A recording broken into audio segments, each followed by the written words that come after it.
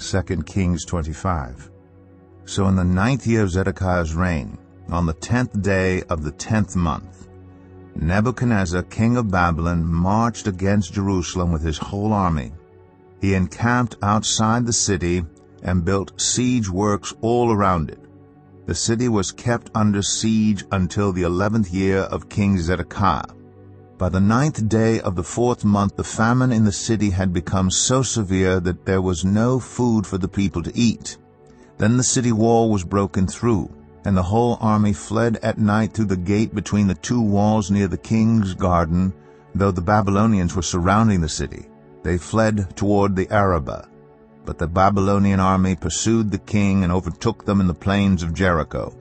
All his soldiers were separated from him and scattered, and he was captured. He was taken to the king of Babylon at Riblah, where sentence was pronounced on him. They killed the sons of Zedekiah before his eyes. Then they put out his eyes, bound him with bronze shackles, and took him to Babylon. On the 7th day of the 5th month, in the 19th year of Nebuchadnezzar, king of Babylon, Nebuzaradan, commander of the imperial guard, an official of the king of Babylon, came to Jerusalem. He set fire to the temple of the Lord, the royal palace, and all the houses of Jerusalem. Every important building he burned down. The whole Babylonian army, under the commander of the imperial guard, broke down the walls around Jerusalem.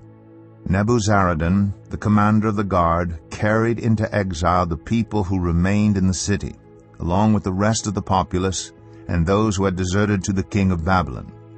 But the commander left behind some of the poorest people of the land to work the vineyards and fields. The Babylonians broke up the bronze pillars, the movable stands, and the bronze sea that were at the temple of the Lord, and they carried the bronze to Babylon. They also took away the pots, shovels, wick trimmers, dishes, and all the bronze articles used in the temple service. The commander of the imperial guard took away the censers and sprinkling bowls, all that were made of pure gold or silver. The bronze from the 2 pillars, the sea, and the movable stands which Solomon had made for the temple of the Lord was more than could be weighed. Each pillar was 18 cubits high. The bronze capital on top of one pillar was 3 cubits high, and was decorated with a network and pomegranates of bronze all around. The other pillar with its network was similar. The commander of the guard took as prisoners Seraiah the chief priest, Zephaniah the priest next in rank, and the 3 doorkeepers. Of those still in the city, he took the officer in charge of the fighting men and 5 royal advisers. He also took the secretary, who was chief officer in charge of conscripting the people of the land, and 60 of the conscripts who were found in the city. Nebuzaradan, the commander, took them all and brought them to the king of Babylon at Riblah. There at Riblah, in the land of Hamath, the king had them executed. So Judah went into captivity away from her land. Nebuchadnezzar, king of Babylon, appointed Gedaliah, son of Ahikam, the son of Shaphan, to be over the people he had left behind in Judah. When all the army officers and their men heard that the king of Babylon had appointed Gedaliah as governor, they came to Gedaliah at Mizpah.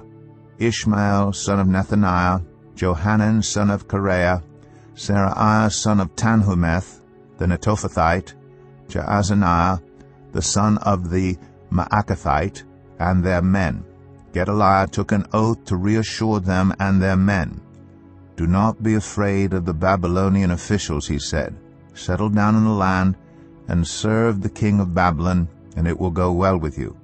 In the 7th month, however, Ishmael, son of Nethaniah, the son of Elishama, who was of royal blood, came with 10 men and assassinated Gedaliah, and also the men of Judah and the Babylonians who were with him at Mizpah.